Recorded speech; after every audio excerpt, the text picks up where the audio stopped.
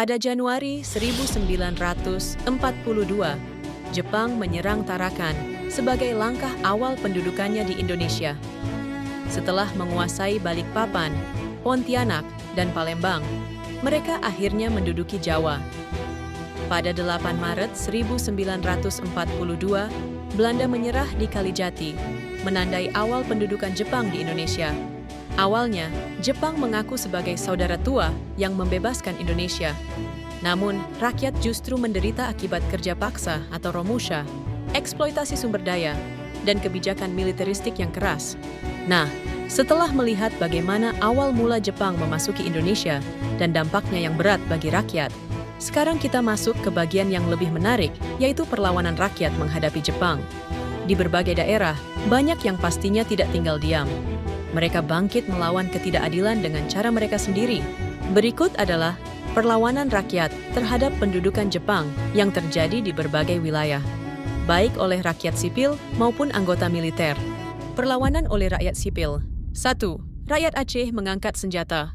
Perlawanan ini terjadi di Chot Plieng, Aceh pada 1942 yang dipimpin oleh Tengku Abdul Jalil. Terjadi 3 kali serangan. Namun, akhir dari perlawanan ini, Jepang berhasil menang dan Tengku Abdul Jalil gugur. 2. Perlawanan di Singaparna. Perlawanan ini terjadi di Tasikmalaya pada 1944 dan dipimpin oleh Kiai Haji Zainal Mustafa. Perlawanan ini terjadi akibat menolak Seikirei. Kiai Haji Mustafa membentuk pasukan tempur Sukamanah, namun akhirnya ditangkap dan dihukum mati. 3. Rakyat Indramayu mengangkat senjata. Perlawanan ini dipimpin oleh Haji Madrias. Perlawanan ini terjadi pada 1944. Perlawanan ini terjadi karena rakyat merasa tertindas dengan adanya kebijakan penarikan hasil padi yang sangat memberatkan. 4. Perlawanan rakyat Kalimantan. Jepang menyerang Kalimantan Barat dari utara, tepatnya dari Sarawak. Perlawanan ini terjadi pada 1942 sampai 1945, dipimpin oleh Pang Suma dan Pang Linggan. Perlawanan ini terjadi karena penindasan yang dilakukan oleh militer Jepang terhadap penduduk asli Kalimantan. 5. Perlawanan penduduk Irian Barat, Papua. Perlawanan ini terjadi pada 1943 sampai 1945. Perlawanan ini diawali dengan gerakan Koreri di Biak, dipimpin Lukas Rumkorem, dan perlawanan lainnya di Pulau Yapen, Sarmi, serta Tanah Besar dengan dukungan sekutu. Akhir dari perlawanan ini, Jepang berhasil diusir. Perlawanan oleh anggota militer. 1. Perlawanan anggota pasukan Peta di Blitar.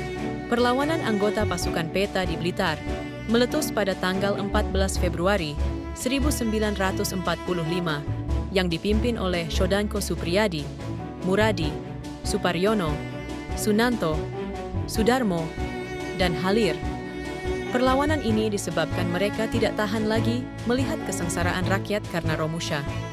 Akhir dari perlawanan ini adalah beberapa tentara Peta yang mendukung Supriyadi ditangkap dan diadili di Jakarta. Dari 68 orang yang ditangkap, 8 dihukum mati, 2 dibebaskan. Sementara Supriyadi sendiri menghilang dan nasibnya tetap menjadi misteri. 2. Perlawanan Perwira Gyugun di Janakabuyadi, Aceh. Perlawanan ini terjadi pada November 1944, dipimpin oleh Teuku Hamid.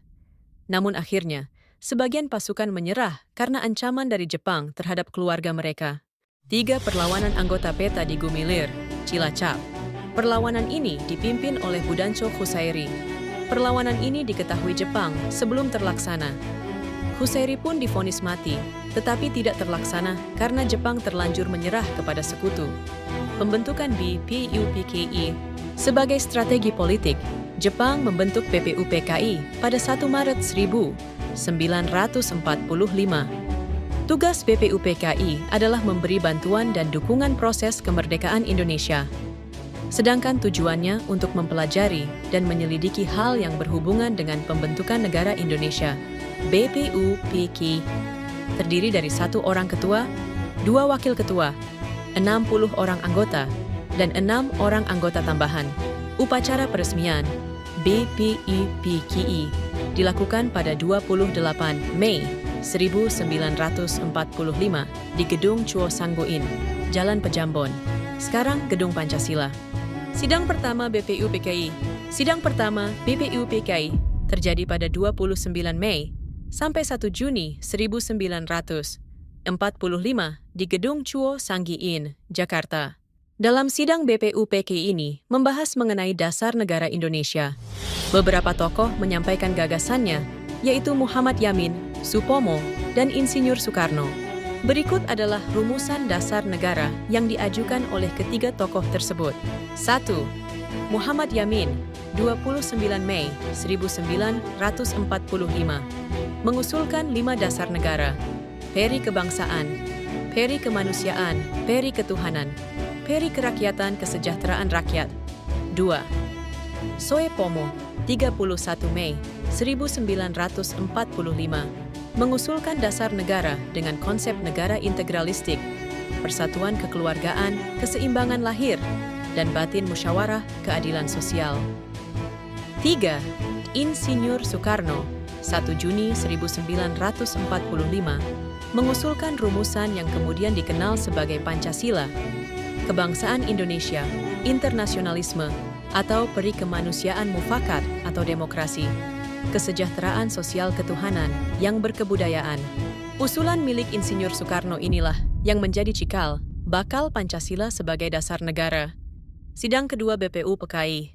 Sidang kedua BPUPKI dilaksanakan pada 10 sampai 17 Juli 1945. Membahas rancangan UUD dan sistem pemerintahan. Hasil utama, pembentukan Panitia 9 yang menyusun Piagam Jakarta. Cikal bakal pembukaan UUD 1945. Rancangan undang-undang yang mencakup pembukaan, batang tubuh, dan penjelasan. Perdebatan bentuk negara, unitaris versus federal, dan sistem pemerintahan. 3 panitia kecil dibentuk. 1. Panitia Perancang UUD, Ketua Soekarno. 2. Panitia Pembelaan Tanah Air, Ketua Abikusno Cokrosuyoso. 3. Panitia Ekonomi dan Keuangan, Ketua Muhammad Hatta. Pada 18 Agustus 1945, Piagam Jakarta direvisi dengan mengubah kalimat syariat Islam bagi pemeluk-pemeluknya menjadi ketuhanan yang Maha Esa demi menjaga persatuan bangsa. Pembentukan PPKI. Setelah tugasnya selesai, BPUPKI dibubarkan pada 17 Juli 1945 dan digantikan oleh PPKI, Panitia Persiapan Kemerdekaan Indonesia, yang bertugas mempersiapkan proklamasi. PPKI mengadakan sidang pada 18 Agustus 1945 dan menghasilkan keputusan penting. 1. Pengesahan UUD 1945 sebagai konstitusi negara. 2.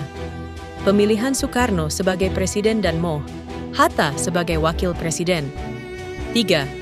Pembentukan Komite Nasional Indonesia Pusat, KNIP, sebagai badan legislatif sementara. Perlawanan rakyat terhadap Jepang menunjukkan semangat juang bangsa Indonesia untuk merdeka.